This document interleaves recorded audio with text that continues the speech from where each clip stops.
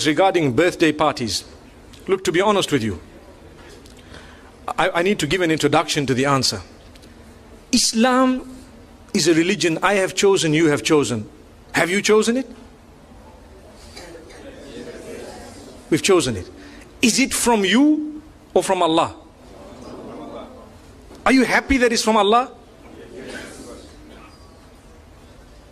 So if the dunya tells you something and Allah tells you something else, does it make, or which one is more important, the first or the second? What Allah has said.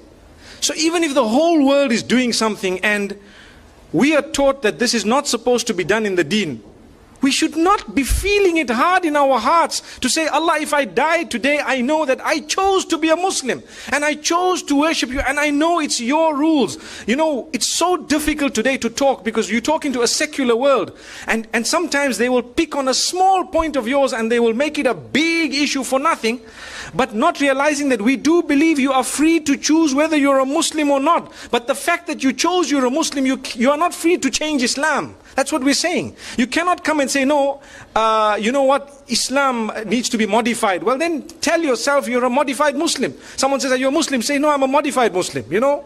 So people know. But if you want to call yourself a Muslim, you've surrendered. So you need to know there are certain things that people might say, and you might think, oh, this guy is backward, man. How could he say that, you know? But it's because it's not from me or my pocket. My children would like to also go to birthday parties and celebrate and so on.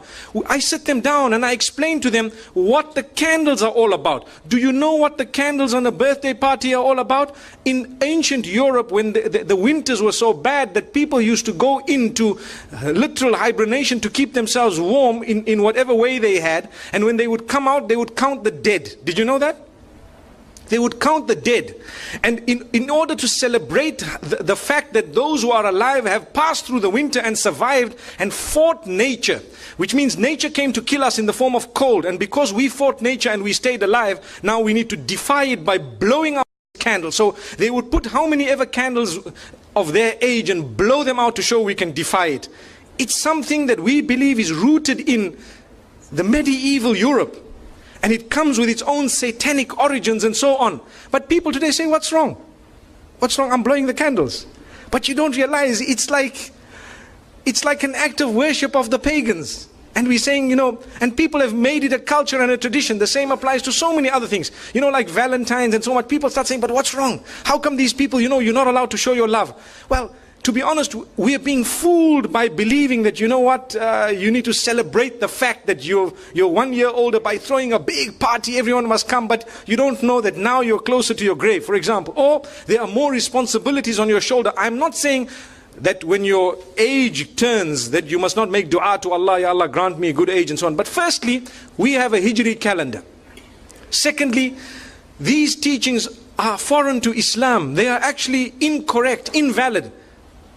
But they come from Allah, not from me, not from you. If I had it my way and you had it your way, we would be throwing parties because our kids put pressure on us, so do mine. But we have to speak to them, address them, try and explain to them, and, you know, get to the origins of it. The sad reality is people take part wholesale. So they'll tell you, but they did it. But these people did it. That's the peer pressure. Sadly, we're living in an age, al-qabidu ala dinihi kal-qabidi ala jamr. A person who wants to hold fast to the deen is someone similar to he who is holding fast to, you know, a red hot coal, for example. So you find even families which are supposedly religious, you know, they have these big birthday parties and so on, whereas it is Islamically incorrect. Wallahu a'lam. Allah knows best. Like I said, I've given you a little introduction before I gave the answer. There are more important things we could do, you know, than that. And we could have, you know, we could throw a party on a different occasion altogether in order to celebrate other things than to do it the pagan way. You know, I would prefer a graduation party than to have a birthday party any day. May Allah subhanahu wa ta'ala bless our children.